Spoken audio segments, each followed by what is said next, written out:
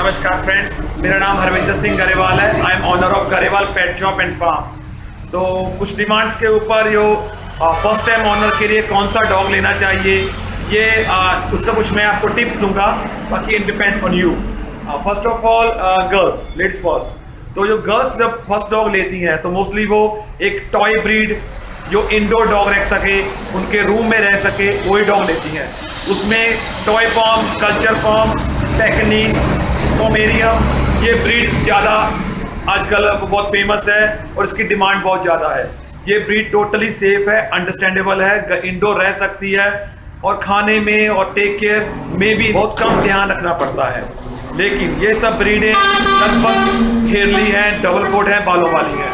तो प्लीज़ इसके कारण इसके ग्रूमिंग, स्किन के रिलेटेड प्रॉब्लम्स, अच्छा शैम्पू, स्किन का विटामिन देना बहुत ज़रूरी है और कॉम करना मोस्ट इम्पॉर्टेंट।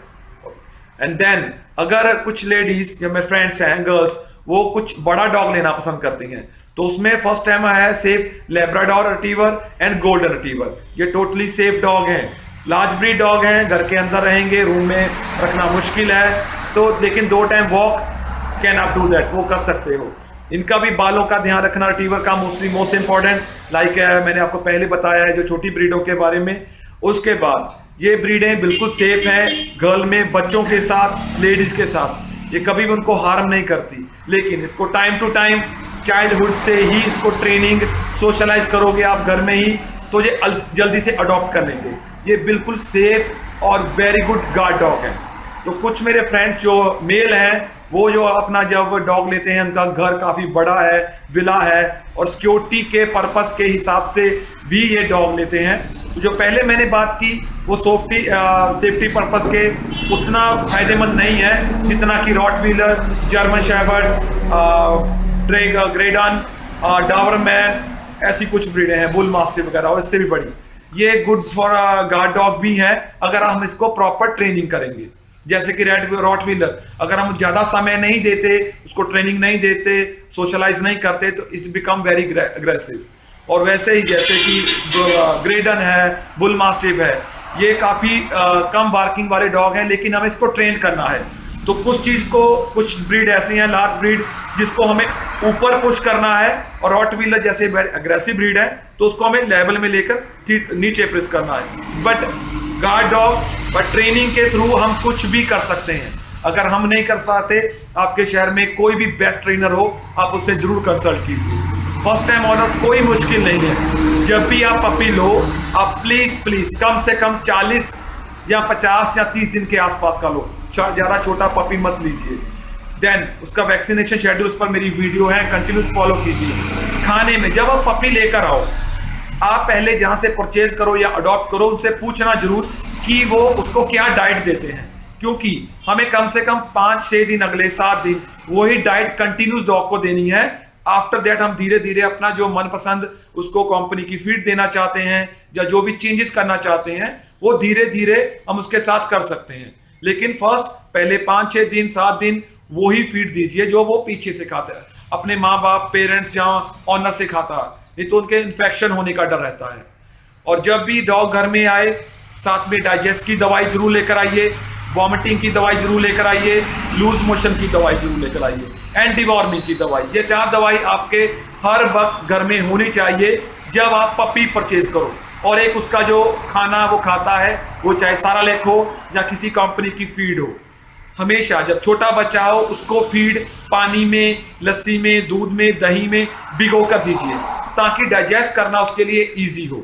और फीड भिगोने का मतलब ये है कि 15-20 मिनट उसको भिगा रहने दीजिए, जहाँ तक कि फीड या सारालेक का खाना वो सॉफ्ट ना हो जाए, क्योंकि छोटा बच्चा चबाने में कम लिंकेज ज़्यादा करता है, तो उसके लिए वो डाइजेस्ट और खाना भी आसान है। और जब भी पपी लेकर आइए, वो मोस्टली एक कैनल से या कहाँ से भी लेकर आओगे, जहाँ किसी घर से लेकर आओगे, तो वो अपने भाई बहनों या अदर डॉग्स के साथ होगा।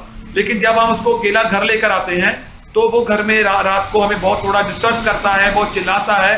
तो घर में अगर कोई आपके पास स्टॉफ टॉय, टेडी बेयर, कुछ भी ऐसा छोटा है, तो उसके पास, उसके जहाँ भी आपने बॉक्स में, केज में रखा है, उसके पास जरूर रखिए, ताकि वो कंफर्टेबली महसूस करे कि उसके साथ कोई है, क्योंकि डॉग को हमेशा सोने की आदत होती है, एक दूसरे के ऊपर सर रखकर या पैर रखकर या हाथ रखकर। तो वो सॉफ्ट टॉय एक उसके ब्रदर की तरह, इसके फ्रेंड की तरह उसको हेल्प करेगा। जो पपी होता है उसके नेल बहुत जल्दी बढ़ जाते हैं, क्योंकि हम उसको बेड के ऊपर या उसके केज में या फिर हम इंडोर ही उसको रखते हैं। तो प्लीज़ टाइम टू टाइम जैसे वैक्सीनेशन करवाने जाओ, अगर पपी डीपी है तो 28 डेज के ऊपर फर्स्ट वैक्सीनेशन, और नहीं तो अगर पपी डीपी आप मिस कर गए तो 45 डेज से पहले पहला वैक्सीनेशन लगेगा। तो उस टाइम आप डॉक्टर से वो नेल कटिंग जरूर करवाइए। कुछ मेरे फ्रेंड्स ये पूछते हैं कि मैंने पपी परचेज किया है 40, 50, 60, 70 दिन का, तो उसने मुझे काट लिया। तो अगर आप फर्स्ट टाइम ऑनर हो तो ऐसा कभी भी घबराइए था। 90 डेज से पहले डॉग के ना तो नाखून में और ना ही दांतों में रैबिश आता है। अगर वो आपको काटता, खेलते खेलते आपको स्क्रैच भी करता है, जब काटता भी है, तो nothing to worry, just relax. आप अपना वो जख्म साफ कर सकते हो, आपको कोई घबराने की जरूरत नहीं है। और जो छोटी ब्रीडें हैं, छोटी ब्रीडें अक्सर बेड के नीचे, सोफे के नीचे अक्सर जाकर छुप जाती हैं, सो जाती हैं। और कभी कभी तो ऐसा इंसिडेंट भी हुआ है कि हम अपने ध्यान में चलते हैं और छोटी ब्रीडें सडनली पैर के नीचे आने के कारण कुछ मेजर इंजरी भी हो जाती है। तो उसके लिए आपको मार्केट से अलग अलग तरह की एक छोटी छोटी बेल मिल जाएगी। जब वहाँ शो यू समथिंग इस बार, ये एक छोटा कॉलर है पपी का। अगर आपकी ब्रीड टॉय पॉम या कल्चर पॉम है तो आप छोटा रिबन कोई भी जो लेडीज यूज करती है वो ले सकते हो, जहाँ बैंडेड मिल जाएगा।